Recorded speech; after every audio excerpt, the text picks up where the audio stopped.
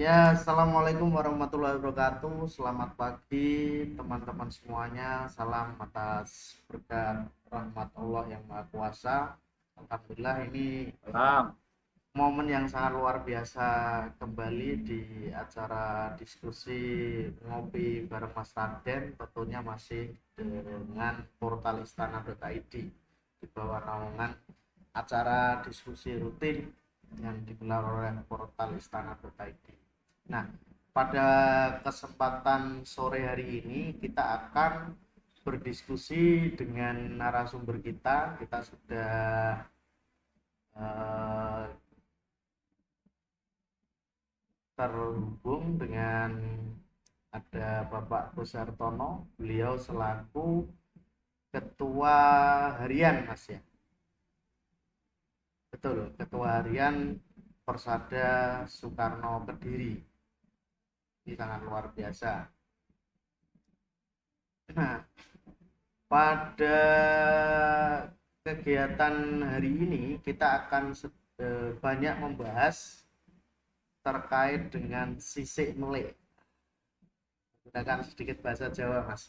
Sisik melek itu artinya eh, hal-hal yang tidak terpublikasi. Kenapa toh pesantren Jati Diri Bangsa harus berdiri di situs dalam pojok atau rumah masa kecilnya Bung Karno? Langsung saja untuk menyingkat waktu kita dengarkan penjelasan dari narasumber kita.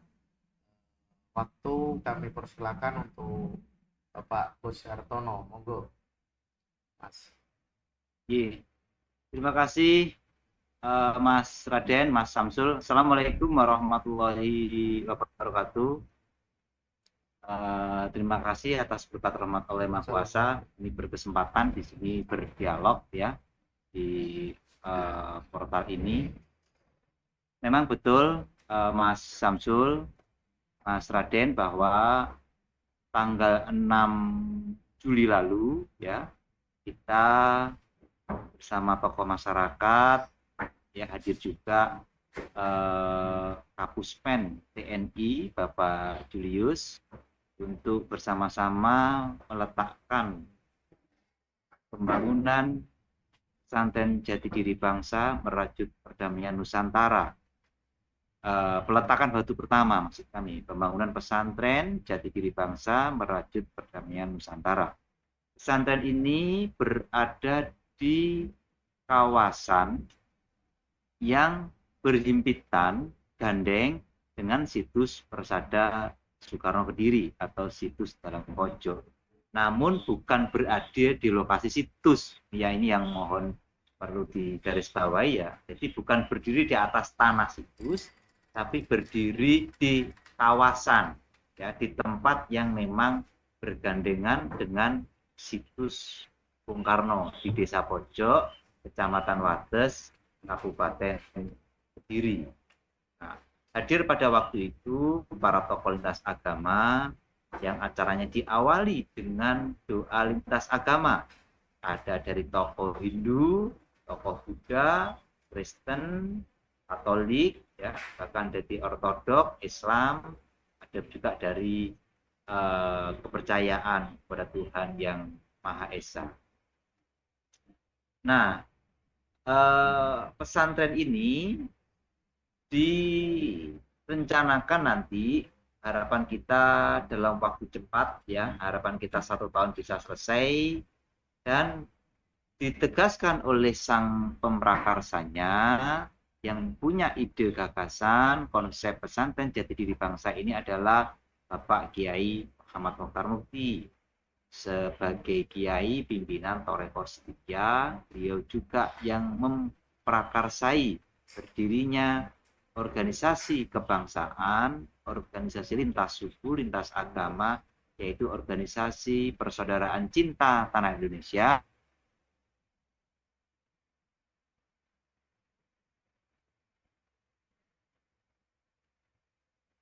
Adalah pesantren, bukan pesantren keagamaan, tapi pesantren kebangsaan. Di pesantren ini tidak diajarkan tentang fikih, usuluddin, ya, ilmu-ilmu keagamaan, tapi pesantren kebangsaan. Oleh karena bangsa Indonesia ini terdiri dari berbagai suku, agama, dan keyakinan, maka siapapun nanti yang ingin nyantri di pesantren ini, apapun agamanya, apapun keyakinannya, ya bangsa Indonesia diperbolehkan. Nah, pertanyaan Mas Samsul menarik, mengapa harus diadakan di Kediri? Ini justru saya ingin menyuplai, ya, pemberitaan atau rilis, ya, atau berita yang disampaikan oleh Kapus Pen TNI, bahwasanya mengapa di kota Kediri, karena ini jati diri. Jati diri ini ada filosofinya dengan kediri, ya. Untuk itulah pesantren ini didirikan di wilayah Kediri. Bagaimana kaitannya dengan Bung Karno? Bahwa pesantren ini berada di situs Bung Karno karena jati diri yang kita pahami dari kesepakatan, dari arahan sang pemakarsa, jati diri bangsa Indonesia ini adalah manunggalnya keimanan dan kemanusiaan, ya. Sementara keimanan itu adalah landasan semua agama. Manunggalnya keimanan dan kemanusiaan ini diambil dari sila pertama Pancasila dan sila kedua Pancasila, ketuhanan yang Maha Esa dan kemanusiaan yang adil dan beradab. Nah, bicara Pancasila, penggalinya adalah Soekarno. Maka ini sudah sangat pas. Kenapa di situs Bung Karno? Karena penggali jati diri bangsa, manunggalnya keimanan dan kemanusiaan Pancasila adalah Bung Karno. Begitu, Mas Raden. Kalau dari sisi spiritual sendiri, Mas, mungkin bisa sedikit dijelaskan kenapa lokasinya berdampingan dengan rumah masa kecilnya sosok Soekarno ini. Nah, kalau bicara spiritual, ya ini percaya nggak percaya, ya, silahkan. Kita punya mungkin ada pandangan spiritual yang beda, ada keyakinan spiritual yang beda. Namun yang perlu kami jelaskan adalah bahwa berdasarkan pidato Bung Karno pada tanggal 1 Juni 1945, Bung Karno menegaskan bahwa Pancasila digali sudah sejak 27 tahun lalu, ya, semenjak 45. Bahkan Bung Karno menyebut Pancasila sudah digali tahun 1918. Itu angka yang disebutkan oleh Soekarno. Nah, pada saat 1918 itu, Bung Karno posisinya bolak-balik antara Kediri dan Surabaya. Jelasnya, memang di dalam ranah spiritual dan fakta sejarah, cerita-cerita ditutur dan pengakuan dari keluarga, pada saat 1918 itu Bung Karno menggalinya di bawah pohon kepuh, di mana petilasan pohon kepuh itu berada di dekat samping tanah pesantren Jati Diri Bangsa Indonesia. Nah, bicara spiritual, Mas Raden, beberapa tokoh itu tidak saya ceritakan, tidak pernah, tapi mereka tahu. Nah, ini ngomong spiritual. Beberapa tokoh pernah datang dari Banyuwangi, dari Solo, dari Kalimantan, ya, dari Bali. Semua meyakini memang di bawah pohon itulah tinjuan dari spiritual tempat Bung Karno pertama menggali Pancasila. Di bawah pohon kepuh yang tempatnya juga berdampingan dengan pesantren Jati Diri Bangsa. Ini tinjuan spiritual. Ya, tinjuan spiritual memang di tempat itulah awal mula Bung Karno menggali Pancasila. Nah, Ini untuk itu sebentar Mas ya, ini cukup menarik ya. Sebelum dilanjutkan, tadi kan dibilang menggalinya di bawah pohon kepuh yang ada di sana ya. Kalau kita berkaca pada sejarah yang hari ini berkembang sendiri, Pancasila sendiri itu kan katanya digali ketika waktu Bung Karno diasingkan di ND dengan inspirasi ada 5 apa pohon tewel atau apa ya Mas ya, kalau orang daerah Pohon saya sukun. sukun ya, sukun. Nah, mungkin sebelum dijelaskan lanjut Mas, bisa sedikit dibuka sisik meliknya, karena sejarah ngomongnya kan di ND, tapi di sini teman-teman budayawan sejarawan di Kediri tentunya menemukan bukti baru. Tentu kita juga tidak dapat menyangkal ya dengan adanya perubahan-perubahan sejarah yang ada, karena kita kita bisa melihat dari jejak apa Patih Majapahit. Kalau selama ini kita kenal kan yang paling terkenal kan apa Patihnya Gajah Mada. Ternyata setelah ditemukannya prasasti baru di daerah Malang, ada salah satu patih Majapahit itu bernama Empu Glen. Nah, kalau dilihat dari nama sendiri itu kan bukan namanya orang Jawa. Nah, mungkin ada sisik melik yang eh, belum kita ketahui, bahwasanya fakta sejarah membuktikan bahwasanya Pancasila tergali di Kediri oleh Soekarno 27 tahun yang lalu. Monggo, Mas. Jadi begini, Mas Raden, saya sepakat bahwa sejarah itu seperti ilmu pengetahuan ya. Begitu ditemukan data baru, begitu ditemukan fakta baru, maka tidak menurut kemungkinan sejarah itu akan berubah. Jadi sejarah itu bisa berubah jika memang ada fakta baru yang bisa dipertanggungjawabkan. Pertama yang perlu kami luruskan, penentuan Hari Pancasila ya itu ditentukan oleh Presiden Jokowi berdasarkan pidato 1 Juni. Gitu. Nah, saya tidak menyangkal kalau Pancasila juga digali di ND. Saya tidak menolak itu. Saya mengamini, kita mengakui. Yang perlu kita luruskan adalah pemahaman bahwa Pancasila pertama kali digali di ND. Ini pemahaman yang ingin kami luruskan. Itu pemahaman yang salah. Artinya Pancasila ini proses panjang Soekarno, bukan tiba-tiba digali di ND. Nah, maka penggalian pertama itu di Kediri, kemudian berlanjut ke daerah-daerah lain, termasuk di ND. Tidak menutup kemungkinan ada bukti akan muncul daerah lain, misalkan ada di tempat lain. Seperti saya pernah mendengar ada cerita Pancasila juga disempurnakan di Bengkulu. Nah, kan begitu. Tapi ini perlu kita tindak lanjuti. Hanya kalau kita berpikir berdasarkan pidato 1 Juni, Bung Karno kan katakan di dalam pidato itu bahwa Pancasila sudah saya gali sejak 27 tahun lalu, yaitu 1918. Nah, berdasarkan kata-kata itu, maka sudah jelas bukan di ND. Berarti Maksudnya artinya di awal Kediri ya. menggalinya. Nah, Awal menggalinya maksudnya ya, bukan di ND, bukan tidak menggali, tidak. Dia tetap menggali, tapi awal penggalian itu, ini proses panjang Pancasila. Kalau di ND, Bung Karno di ND itu 1938. Kalau dihitung sampai 45, 45 dikurangi 38 itu hanya 7 tahun. Kan begitu. Sementara Bung Karno menyebut 27 tahun. Bahkan angkanya disebutkan jelas 1918.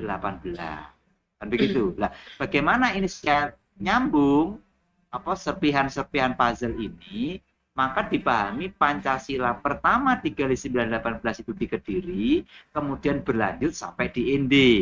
Itu Mas, yang perlu kami garis bawahi yang gitu kan. Jadi kami tidak menolak ND, tapi kami menolak pemahaman yang memahami Pancasila pertama kali digali di ND.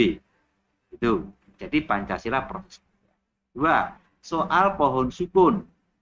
Nah, kami mempunyai pandangan yang sedikit berbeda. Kalau toh pohon sukun yang ada di ND itu bercabang 4 atau bercabang 5, ya maksud kami, bercabang 5, perlu kami sampaikan, pohon sukun yang sekarang ada di ND itu adalah pohon baru, pohon dicatat. Itu bukan pohon lama. Pohon lamanya sudah tidak ada. Oke. Nah, apakah bercabang 5 kami punya pendapat berbeda. Di tempat kami pohonnya bercabang 4, Mas, bukan 5. 4. Ya, pohon kepuh, pohon kantil yang di Kediri itu bercabang 4. Kenapa 4? Kalau kita melihat Pancasila, itu bintangnya di tengah.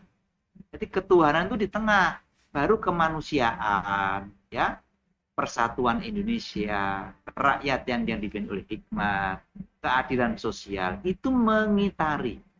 Maka dalam keyakinan kami, yang tepat itu adalah batangnya satu, sebagai ketuhanan, simbol bintang, kemudian cabangnya 4, bukan 5. Jadi 1, kemudian 4, karena yang satu ini menyinari. Ya, maka posisinya di tengah. Nah, ini cocok dengan yang di Kediri. Di bawah pohon kepuh dan pohon kantil itu bercabang 4, bukan bercabang 5. Ini pandangan kami, ya silakan. Kalau di ND itu 5, ya kita hargai, tidak ada masalah.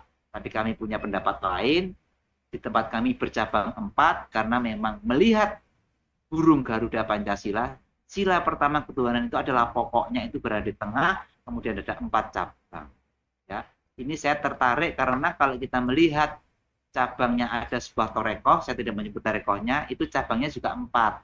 Ya, satunya ada di tengah, yaitu sebagai batang utamanya. Begitu, Mas Samsul. Kita kembali kepada pokok diskusi hari ini, Mas, terkait dengan sisik melih. Mungkin bisa diuraikan bagaimana proses. Tentu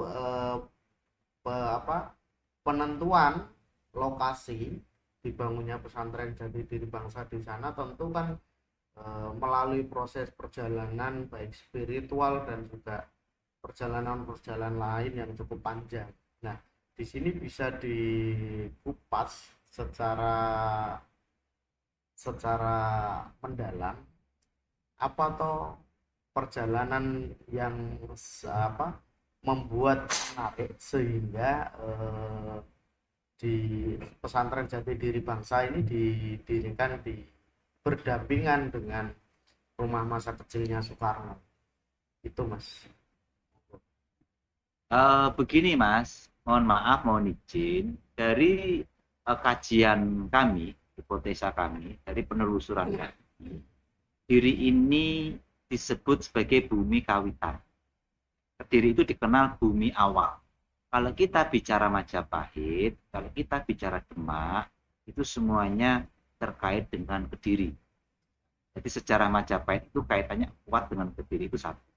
Yang kedua, kita bicara simbol-simbol negara, itu pun semua dari Kediri.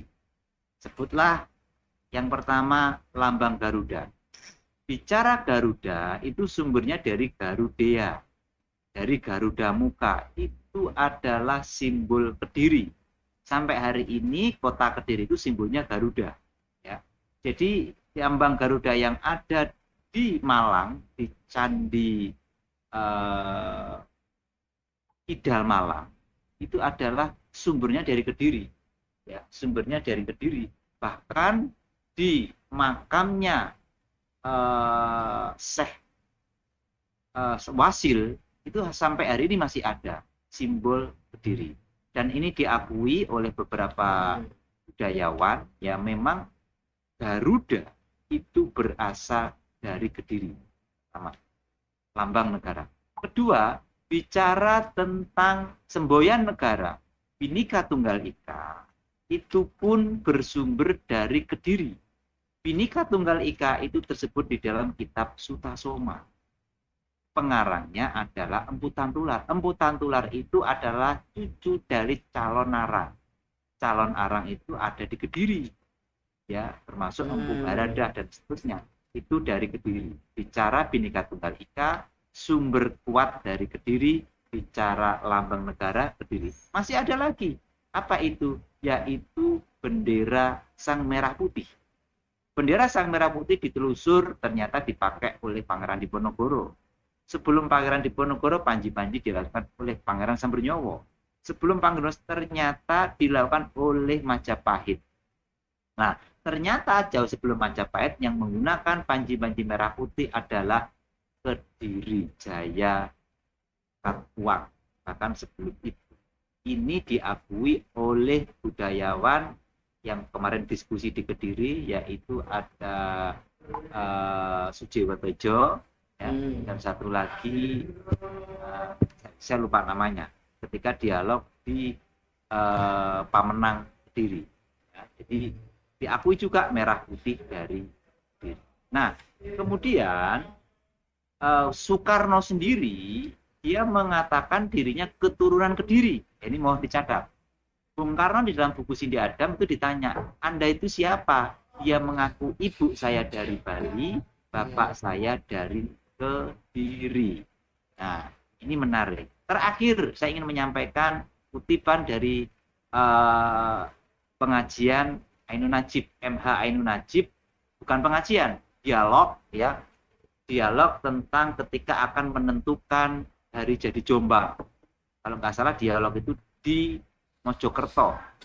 Oh, nanti dicek ya. Itu ada di beberapa ya. Cak Nun, Ainun Najib mengatakan kebangkitan Indonesia nanti itu panciannya dari Lamongan, mencolotnya dari Kediri. Jadi kebangkitan Indonesia nanti itu diawali dari Kediri. Itu kata Ainun Najib. Ya, jadi kebangkitan, ada dulu kebangkitan Sriwijaya, ada kebangkitan Majapahit, ya, kebangkitan Indonesia Raya itu akan dimulai panciannya, mencolotnya itu dari Kediri. Ini karena orang-orang pendirian pesantren Jati Diri Bangsa, Mas, ya. Ini saya enggak tahu. Nah, ini versinya Cak Nun ya. Ini Ainun Najib. Bahwa Kediri itu mempunyai titik penting untuk kebangkitan Indonesia jilid 3 atau jilid 2. Indonesia yang jilid 2 Indonesia Raya ini. Dia begitu. Itu tentu kajian spiritual selain kajian. Nah, terakhir kemarin Pak Julius dari Kapuspen yang hadir mewakili Panglima TNI, dia pun mengatakan, berpidato ada di YouTube, ada bisa kita lihat bahwa alam semesta merespon tentang pembangunan pesantren Jati Diri Bangsa, dan ini akan menjadi matahari, ya, fakta bicara tentang Pancasila. Jadi mereka melihat dari sisi alam, dari sisi spiritual, memang prosesi peletakan batu pertama itu direspon oleh alam semesta. Tanda-tandanya apa? Tanda-tandanya waktu itu sangat redup sekali, ya, sangat redup sekali. Udaranya dingin di sana, biasanya panas, terasa dingin, itu yang disampaikan oleh beliau, ya. Kemudian tanda-tanda yang lain, Kamboja. Jadi ketika kita masuk situs Persada Soekarno, di pintu 2 masuk pintu keluar itu ada 2 pohon Kamboja. Menurut dia, pohon Kamboja itu adalah tanda kebangkitannya kejayaan Majapahit, karena pohon Kamboja itu adalah simbol tanaman raja-raja yang selama ini biasanya ada di kuburan, ya, sekarang sudah kembali ke situs-situs atau kembali ke tempat-tempat bersejarah. Ini juga menjadi tanda-tanda kebangkitan Indonesia. Begitu, Mas Raden. Untuk prosesnya kemarin bagaimana, Mas? Selain pada peletakan batu pertama, mungkin ada semacam kayak acara ritual doa-doa atau apa sebelumnya seperti itu?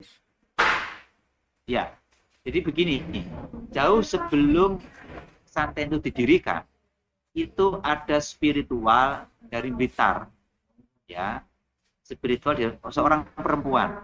Kebetulan saya yang mengantar sendiri datang ke tempat pohon kepuh. Nah, saat di pohon itu, Mas Raden, dia mengatakan begini, Mas, saya kok melihat di sini banyak orang, di sini banyak orang, dan tempat ini akan menjadi ramai. Dia mengatakan begitu. Nah, saya diam saja. Sebenarnya saya sudah tahu kalau ini mau dibangun pesantren, ya gitu. Tapi dia sudah melihat secara spiritual kalau ini akan menjadi tempat yang sangat ramai. Hanya waktu itu dia mengatakan mungkin yang akan datang orang-orang dari Bali. Nah, saya rasa ini juga simbol. Bali itu kan kembali. Jadi akan datang orang-orang yang ingin kembali, mungkin begitu. Kemudian dia berdoa di tempat itu, pasang dupa dan menyarankan untuk beberapa ritual-ritual tertentu. Artinya bahwa ada ritual memang di situ. Dua minggu sebelum peletakan batu pertama itu setiap malam juga ada doa bersama, ya, doa kausaran di sana selama hampir 17 hari. 17 hari berada di sana. Nah, setelah itu ada juga orang-orang yang ritual dari berbagai daerah untuk magari, ya, tempat itu. Selain itu doa lintas agama ada prosesnya. Yang menarik adalah sempat disinggung oleh Bapak Kapus Pen, saya nggak tahu kok mereka tahu, Bandung Bondowoso. Apa artinya? Penyiapan tempat itu sangat mepet. Persiapannya, kita dana juga nggak pegang, kita hadir sekitar 2.000 orang. Kita siapkan konsumsi itu 2.000 nasi bungkus, 40 tumpeng, dan 400 prasmanan. Berarti yang diperkirakan hadir sekitar 2.500 mungkin lebih. Nah, kalau kita melihat persiapan yang mepet, tenaga yang jumpen, ya, menyiapkan tempat, membersihkan tempat, itu sangat luar biasa. Jadi mereka banyak orang yang datang itu bahu-membahu, makanya istilahnya Bandung Bondowoso, ya. Ibaratnya semalam itu semua prepare itu selesai. Kemudian peletakan batu pertama itu juga spiritual, ada batu khusus yang diasma, dibungkus kain putih, ya, diletakkan di 5 sudut, ya. Dari Pak Kiai meletakkan, kemudian didampingi tokoh lintas agama, dari Panglima TNI diwakili Kapus dan meletakkan, juga dari Pak Joko Herwanto, ya, dari organisasi dia, kemudian dari keluarga Pak Dono, ada dari Polipah Bapak Tabibul Aziz, ada juga dari KPHS. Sesi peletakan baru pertama itu dengan sakral, dengan doa-doa tertentu, diikuti oleh tokoh-tokoh lintas agama. Kemudian tidak cukup itu, Mas. Setelah prosesi batu pertama, kita nampak tilas Bung Karno dan ada dialog kebangsaan. Dialog kebangsaan sebagai kelengkapan intelektual atau karya ilmiah. Pembicaranya adalah Insinyur Edi Setiawan, adalah penulis buku Jati Diri Bangsa, bersama Insinyur Haryo Sumantri, penulis buku Jati Diri Bangsa. Pembicara kedua adalah Kombes Pol Langgeng Purnomo, penulis buku Rekonstruksi Nasionalisme, merajut kembali ke jati diri bangsa, merajut Nusantara menuju perdamaian dunia. Pembicara ketiga adalah Dr. Suenarto, mantan rektor Universitas Bung Karno. Artinya, para pembicara-pembicara ini sudah membuat karya buku terkait. Jadi, real fakta bicara pesantren kita bangun, ya, keilmuan bukunya kita susun, bahkan kita diskusikan dan kita bedah.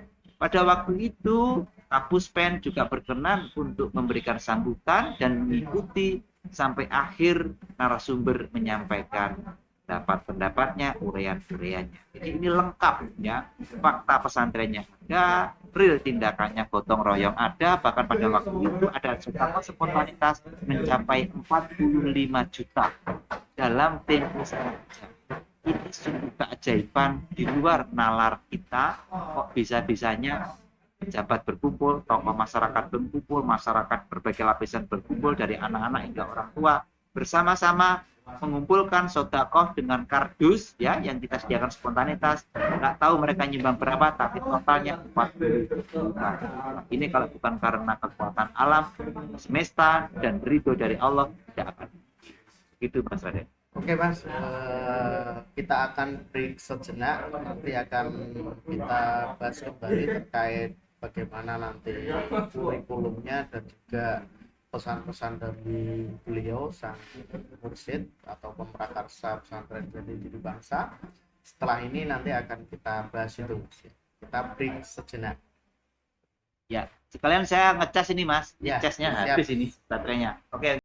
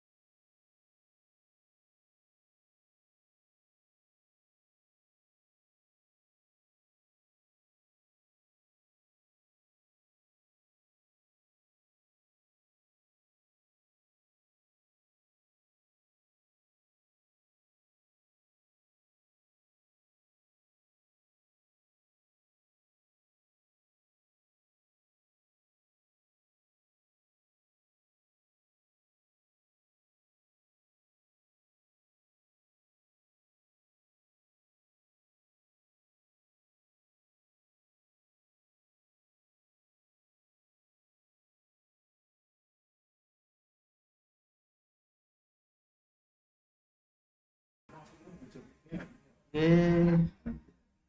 selamat sore teman-teman, berjumpa kembali. Sekarang saya pindah posisi di pinggir pantai, Mas. Ya, Mantap. oke. Kita lanjutkan kembali, Mas. Untuk di penghujung pembahasan pertama kita akan mendiskusikan membahas terkait dengan pesan-pesan dan petuah beliau sang pemrakarsa pesantren Jati Diri Bangsa tentunya. Terus nanti sedikit dijelaskan kira-kira pesantren Jati Diri Bangsa itu apa dan kurikulumnya bagaimana. Nah, untuk menyingkatlah waktu, monggo waktu sepenuhnya kita sambung kembali di sesi kedua. Monggo, Mas. Ya, terima kasih Mas Raden. Jadi tadi di awal sudah saya singgung pesantren Jati Diri Bangsa Merajut Perdamaian Nusantara ini bukanlah pesantren keagamaan, tapi pesantren bangsaan. Oleh karena bangsa Indonesia ini terdiri dari berbagai macam suku, agama, dan keyakinan, maka di pesantren ini nanti seandainya ada yang berminat bukan dari umat Islam saja, tapi dari agama lain, dari suku-suku lain akan diterima. Fokusnya bagaimana menumbuhkan kesadaran tentang kesadaran beragama dan kesadaran bernegara. Bagaimana ini kemarin disampaikan oleh Bapak Joko Herwanto ya, selaku Dewan Pimpinan Pusat Organisasi Muhammadiyah ya, yang mendukung penuh, yang juga sebagai pelaksana pembangunan dari pesantren ini, yaitu program dari Masjid Tariqah Setia itu ya kemudian dilaksanakan melalui organisasi dia, yaitu bidang program khusus. Nah, kemudian seperti apa kurikulumnya? Sekilas kurikulumnya adalah tentang nilai-nilai kebanggaan nasional, jadi tentang Bhinneka Tunggal Ika, tentang Pancasila, pembukaan undang-undang, NKRI, Sumpah Pemuda, kemerdekaan bangsa, berdirinya negara.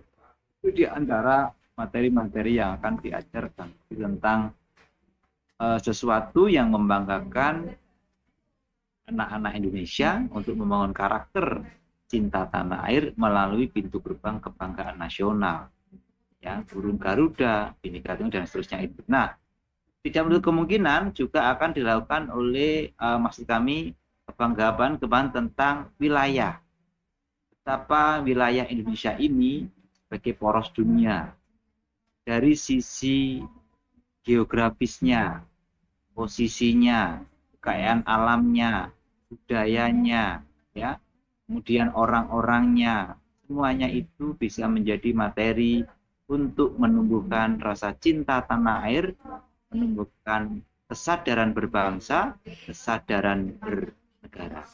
Waktunya pun tidak lama, nyantrinya itu sekitar 7 ya atau 10 hari, jadi tidak perlu berbulan-bulan, tidak perlu bertahun-tahun, jadi cukup singkat. Itu sekilas gambarannya tentang bagaimana nanti ke depan pesantren ini akan untuk lintas agama, Mas. Betul, ini untuk lintas agama, lintas suku, lintas keyakinan ya. Kita menghargai perbedaan karena perbedaan itu adalah rahmat Allah yang Maha Kuasa. Kalau untuk pengajarnya sendiri, Mas? Pengajarnya nanti dari relawan-relawan ya. Mungkin nanti ada tahap pertama akan dibentuk semacam TOT, siapa yang mau mengajar. Syaratnya yang penting dia itu cinta tanah air, cinta NKRI, dan ikhlas. Itu yang penting. Jadi pengajarnya jangan mengharap gaji ya. Iya, iya. Kecuali kalau ada diberi boleh, tapi mereka tidak boleh menuntut gaji karena ini harus dibangun dengan kecintaan dan keikhlasan. Karena orang cinta itu semangatnya memberi bukan meminta. Kalau masih meminta berarti dia belum cinta bendera. Kalau untuk di Kediri sendiri ini pesantren Jati Diri Bangsa keberapa? Itu kan Gimana Mas? Bisa diulang? kalau di Kediri sendiri ini pesantren Jati Diri Bangsa yang keberapa? Tentu kan sudah ada nih berdiri di beberapa tempat untuk pesantren-pesantren Jati Diri Bangsa. Iya betul sekali. Jadi pesantren Jati Diri Bangsa yang pertama itu ada di Magelang, di Jawa Tengah, di Mungkit, Magelang. Yang kedua itu di Kediri.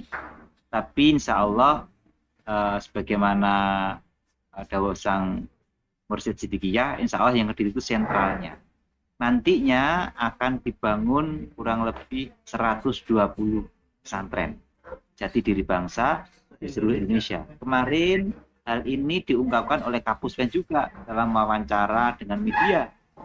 Ternyata beliau tahu kalau kita mau bangun, mungkin akan dibangun bersama TNI, mungkin ya prediksi saya, karena Kapuspen Bapak Jenderal Laksamana Muda Julius menyampaikan akan dibangun 120 pesantren di berbagai wilayah Indonesia.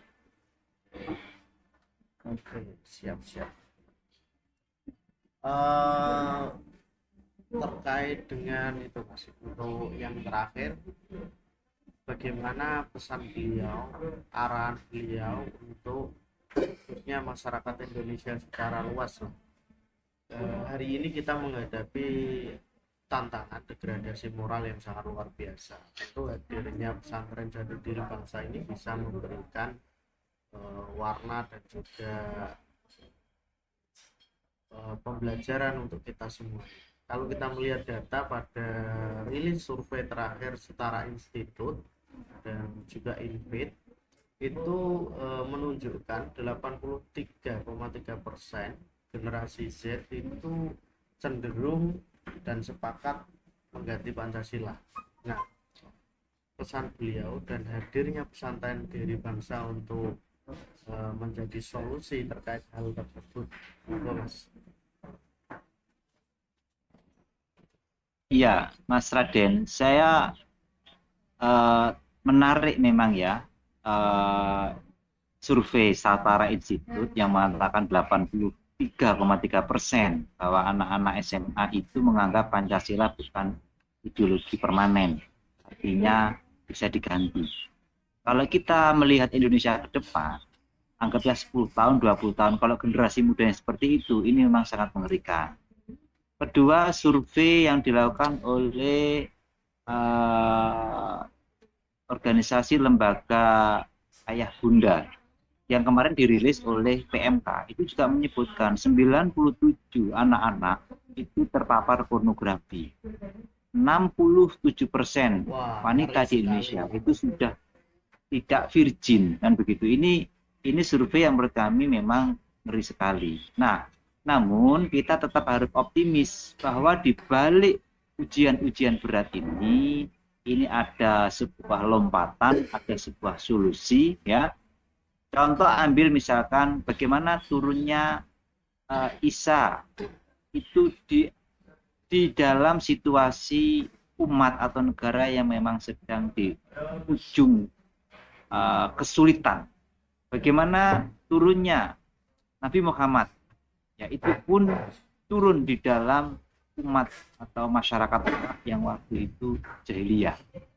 Artinya ingin saya sampaikan, saya tidak menganggap Indonesia itu sedang tidak baik-baik saja ya, artinya sedang di dalam keterpurukan. Tapi yang ingin saya katakan, data-data survei itu bukan berarti kita melihat sisi optimisnya, tapi melihat sejarah yang seperti itu bisa jadi ini memang adalah proses ya.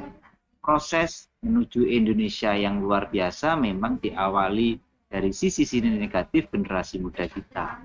Untuk itu Bapak Kiai menyampaikan memang solusi terbaik untuk Indonesia satu-satunya adalah kembali kepada jati diri bangsa Indonesia. Tanpa kita kembali, kita tidak akan bisa menyelesaikan semua.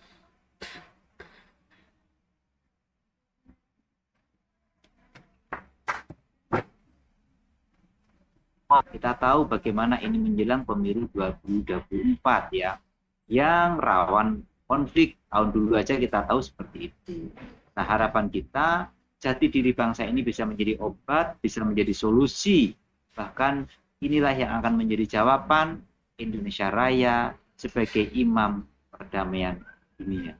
Memang ini hanya bisa diyakini, bisa dilihat, bisa dirasakan oleh orang-orang yang cinta terhadap Indonesia. Ini bukan hanya bicara logika, tapi ini bicara rasa.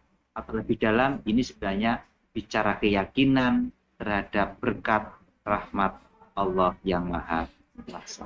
Itu kita tetap optimis, kita tetap yakin, kita bersama-sama, ayo kita akhiri hal-hal yang negatif ini. Kita tidak perlu menyalahkan siapa-siapa, kita perlu kembali taubat, kembali artinya taubat ya, bahasa Arabnya kan taubat, itu kembali kepada jati diri bangsa Indonesia untuk Indonesia Raya. Begitu Mas Raden. Ya, oke. Terima kasih Mas Gus. Untuk yang terakhir, closing statement dan pesan-pesan yang ingin disampaikan selaku Ketua Harian Persada Sukarno. Monggo Mas. Ya, yang pertama kami mengucapkan banyak terima kasih kepada masyarakat Indonesia, khususnya Kediri, ya, yang kemarin termasuk warga Setia yang sangat luar biasa dukungannya.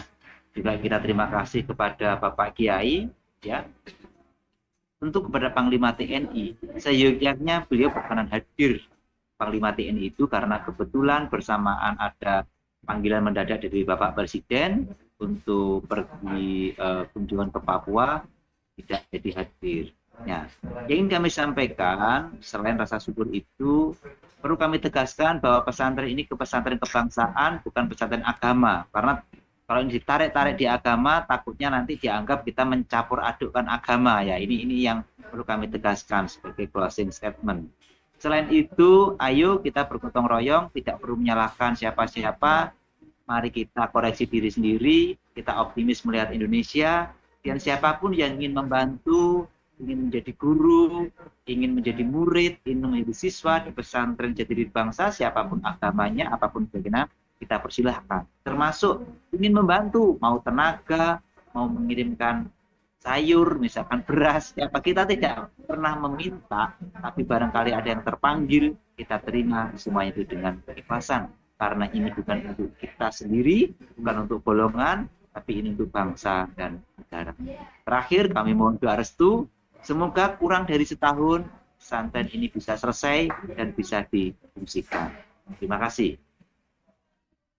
Ya, terima kasih teman-teman. Kita telah masuk di penghujung acara.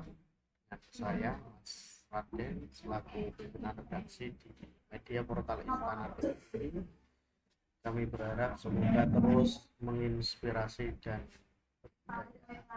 semoga kita bisa berjumpa lagi Mas Kus di momen-momen diskusi selanjutnya. Semoga apa yang hari ini kita diskusikan dapat bermanfaat untuk kita semuanya tentunya.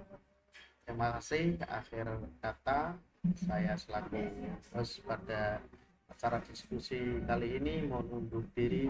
Assalamualaikum warahmatullahi wabarakatuh dan salam budaya. Rahayu. Rahayu, rahayu, rahayu.